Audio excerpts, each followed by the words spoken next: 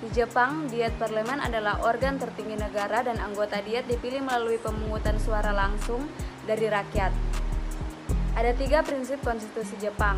Pemerintahan Jepang dilaksanakan berdasarkan konstitusi. Konstitusi Jepang memiliki 3 prinsip. Yang pertama, kedaulatan rakyat. Yang kedua, menghormati hak asasi manusia. Yang ketiga, perdamaian. Kedaulatan rakyat dan kedudukan Diet.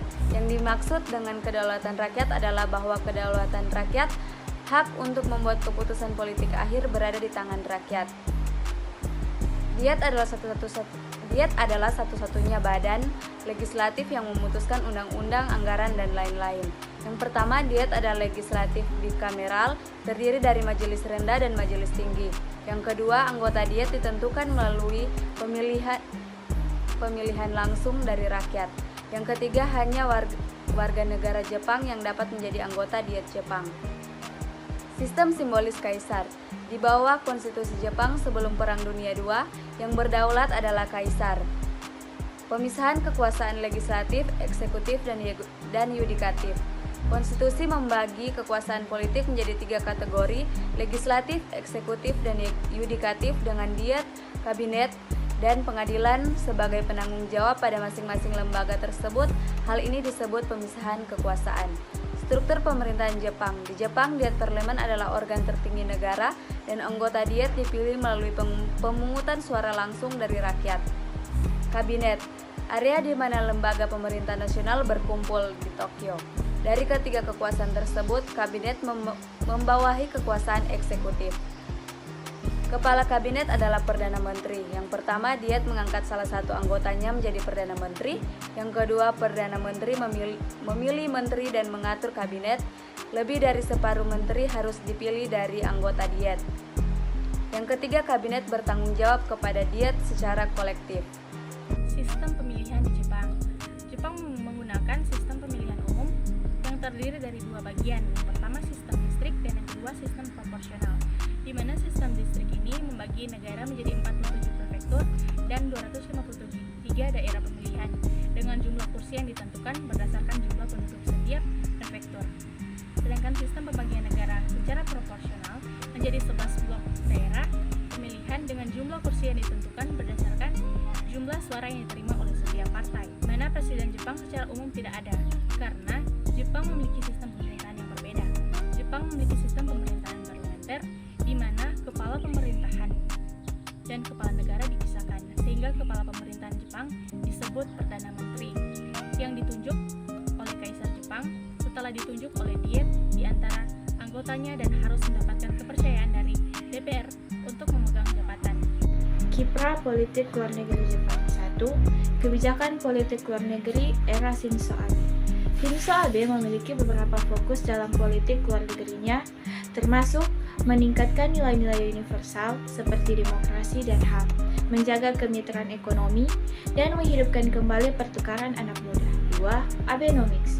Shinzo Abe juga memfokuskan Jepang pada perekonomian dengan prinsip-prinsip Abenomics seperti meningkatkan produktivitas reformasi, sistem regulasi, dan meningkatkan kualitas sumber daya manusia. 3. Kebijakan luar negeri Jepang di kawasan Asia. Jepang memiliki kebijakan luar negeri yang berfokus pada regional Asia, seperti pembentukan Jepang sebagai negara terbuka, kerjasama dengan Asia yang terbuka, dan menghormati keragaman Asia. Jepang memiliki gateway yang berdasar pada 3 hal. 1. Pembentukan Jepang sebagai negara terbuka. 2. Kerjasama dengan Asia yang terbuka. 3. Menghormati keragaman Asia. Perbandingan sistem pemerintahan di Jepang dan Indonesia. Yang pertama, sistem presidensial dan parlementer. Indonesia menganut sistem presidensial di mana presiden memegang kekuasaan eksekutif dan memiliki peran penting dalam pengambilan keputusan. Jepang menganut sistem parlementer di mana Perdana Menteri dipilih oleh parlemen dan bertanggung jawab terhadapnya. Presiden tidak memiliki peran yang signifikan dalam pengambilan keputusan. Yang kedua, bentuk pemerintahan. Indonesia adalah republik, sedangkan Jepang adalah monarki konstitusional dengan raja sebagai simbol kekuasaan, tetapi tidak memiliki peran dalam pemerintahan. Yang ketiga, perwakilan. Sistem perwakilan Jepang menganut bentuk bikameral yang kuat dengan majelis rendah dan majelis tinggi yang memiliki peran penting dalam pengambilan keputusan. Indonesia menganut bentuk bikameral yang lebih lembut dengan Dewan Perwakilan Rakyat dan Dewan Perwakilan Daerah yang memiliki peran yang lebih terbatas. Yang keempat, kekuasaan yudikatif. Keduanya memiliki kekuasaan yudikatif yang terdiri dari pengadilan tingkat tinggi dan pengadilan tingkat rendah. Namun Jepang memiliki Mahkamah Agung yang dipilih oleh kabinet, sedangkan Indonesia memiliki Mahkamah Agung yang dipilih secara independen. Yang kelima, kebijakan politik. Kebijakan politik Indonesia mencakup berbagai aspek termasuk pemerintahan, ekonomi, pendidikan, kesehatan, lingkungan, pertahanan, dan bidang lainnya. Jepang memiliki kebijakan politik yang lebih kompleks dan terorganisir dengan fokus pada diplomasi perdagangan internasional dan keamanan regional. Perbandingan yang berikutnya ada di pelaksanaan pemilu. Di Jepang dan Indonesia memiliki beberapa perbedaan. Berikut adalah beberapa poin penting yang membedakan pelaksanaan pemilu di kedua negara. Yang pertama, sistem pemilihan. Jepang menggunakan sistem pemilihan langsung untuk memilih anggota Dewan Perwakilan Rakyat atau DPR dan gubernur. Sedangkan Indonesia menggunakan sistem pemilihan langsung untuk memilih presiden dan anggota DPR, serta sistem pemilihan tidak langsung untuk memilih anggota Dewan Perwakilan Rakyat Daerah atau DPRD. Yang kedua, kemenangan muda.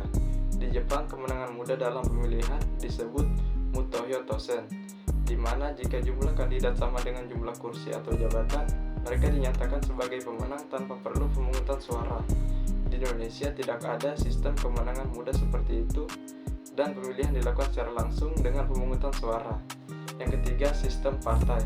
Jepang memiliki sistem partai yang relatif stabil dengan politik yang dominan seperti Liberal Democratic Party atau LDP dan Constitutional Democratic Party of Japan (CDPJ). Indonesia memiliki sistem partai yang lebih kompleks dengan partai-partai yang lebih besar seperti Partai Demokrasi Indonesia atau PDI dan Partai Golkar. Yang keempat, penggunaan surat suara. Jepang menggunakan mesin pemungutan suara elektronik, sedangkan Indonesia menggunakan surat suara yang diberikan kepada warga negara untuk memilih calon presiden dan anggota DPR. Yang kelima, jumlah daftar calon pemilih.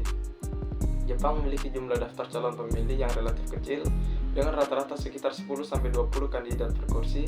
Indonesia memiliki jumlah daftar calon pemilih yang lebih besar dengan rata-rata sekitar 30-50 kandidat per kursi. Yang keenam, masa jabatan. Jepang memiliki masa jabatan anggota DPR yang relatif singkat yaitu 4 tahun, sedangkan Indonesia memiliki masa jabatan anggota DPR yang lebih panjang yaitu 5 tahun.